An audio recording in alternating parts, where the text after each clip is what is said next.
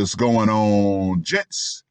It's RPM here, coming at you with another episode of Hockey Mask Time.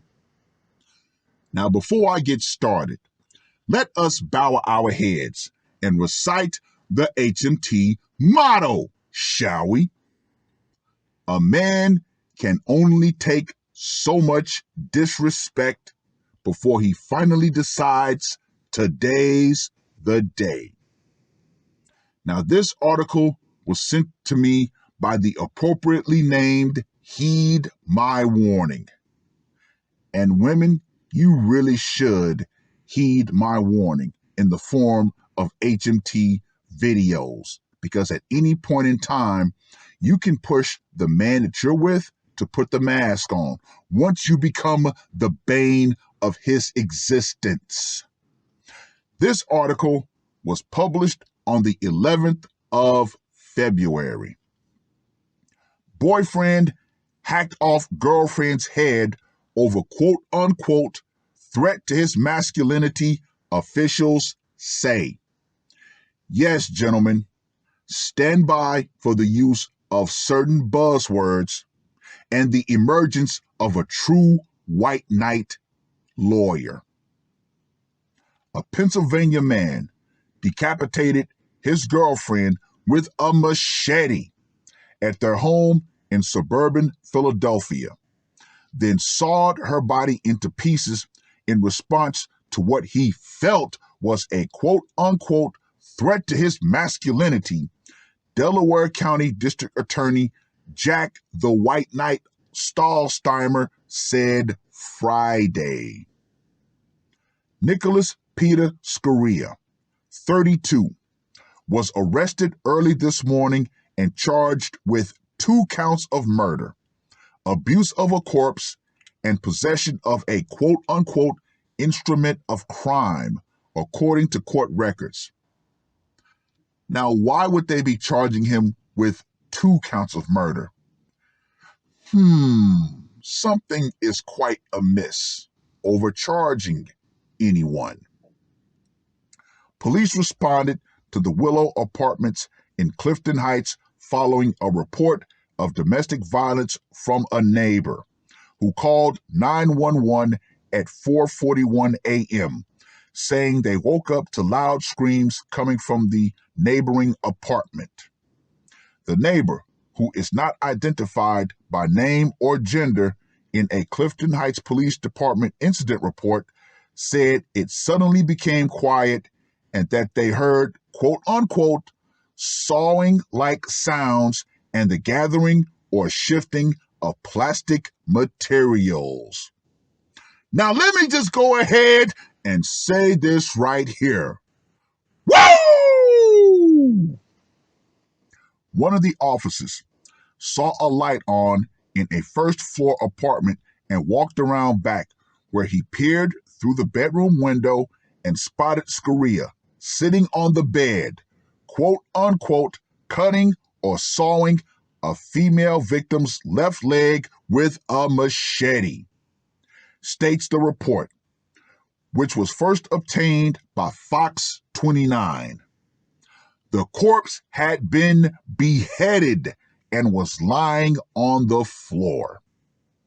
Police forced their way inside and arrested Scaria at gunpoint. As cops escorted a handcuffed Scaria to a squad car parked out front, he quote-unquote made unsolicited statements repeating, "Gentlemen, what do you hear when you hear what I'm about to say? She tried to cut my balls off," the report continues.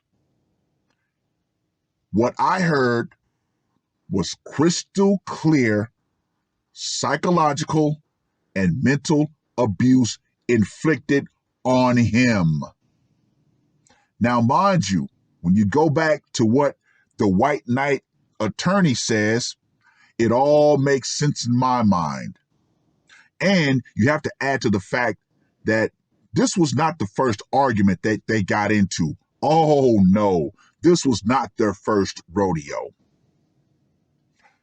Under questioning, Scaria told detectives that he and the victim lived together and had gotten into an argument.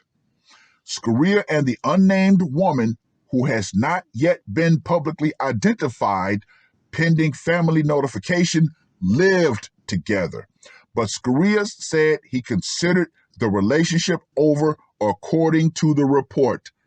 How convenient that they're not naming the woman.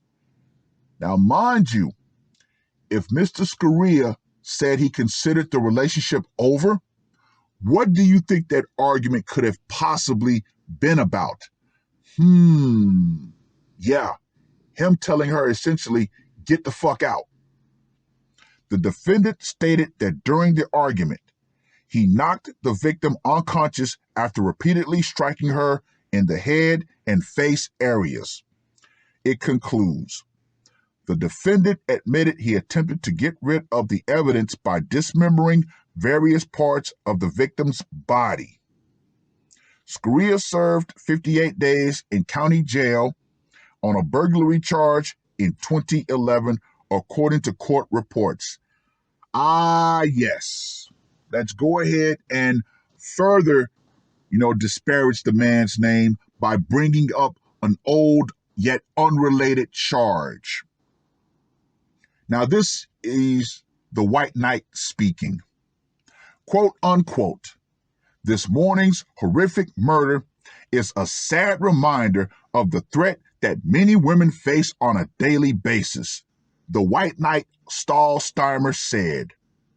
Now, on a quick side note, I was sent another article about the sexual harassment bill, and you have the fact that one Angelina Jolie is running around talking about there needs to be amendments to the VAWA Act. I'm going to get into that very soon. Quote, unquote, based on the defendant's statement at the time of his arrest, and in response to what the defendant perceived was a threat to his masculinity, he brutally killed and then dismembered his victim. His actions were cowardly as well as evil, and he will be prosecuted to the fullest extent of the law. You see, it's guys like this in political positions that continually cape for women to where they honestly feel that they can do no wrong. But anyway, gentlemen, we see what truly went down. This woman became the bane, of this man's existence. You honestly believe that was the first argument that they had and that sent him over the edge? Oh, no. When he said she tried to cut my balls off, that was male code speak for she was a nagging bitch.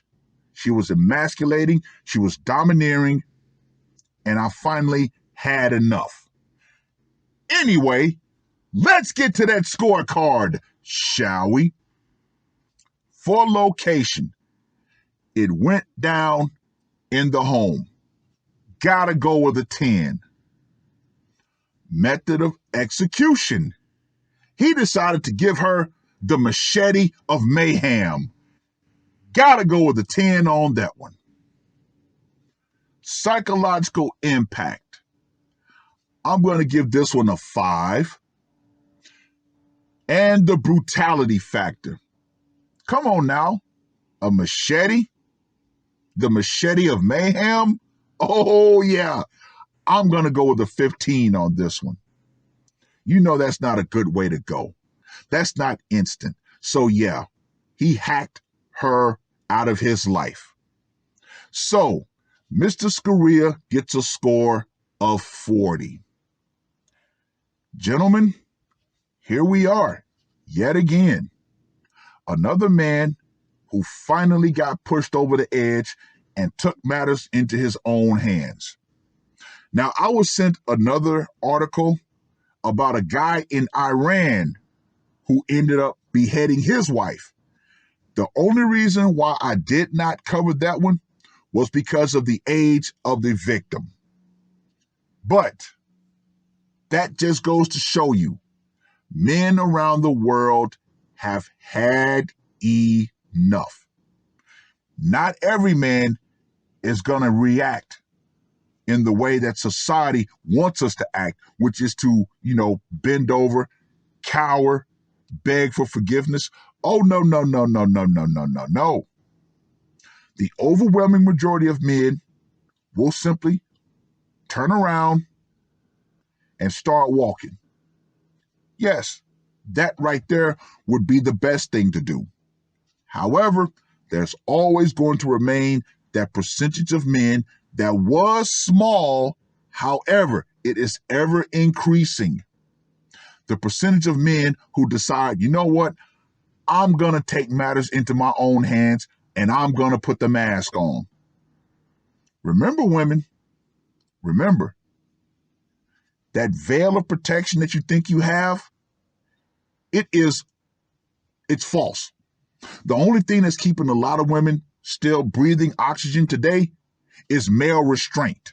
And trust and believe those chains are being broken day by day. Well, read the article. Let me know what you guys think. And women around the world, you better get this through your thick skulls.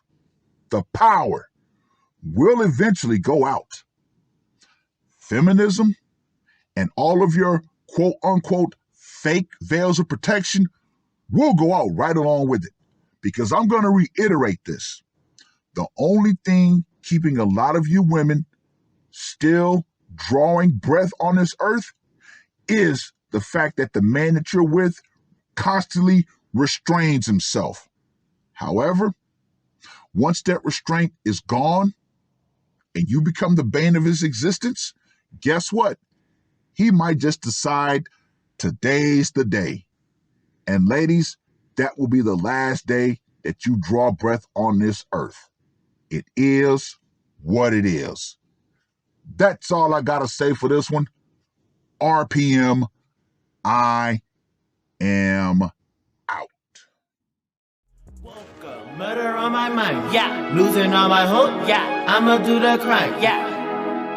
Fuck the red or blue, I'ma take the black pill, yeah. Fuck the red or blue, I'ma take the black pill.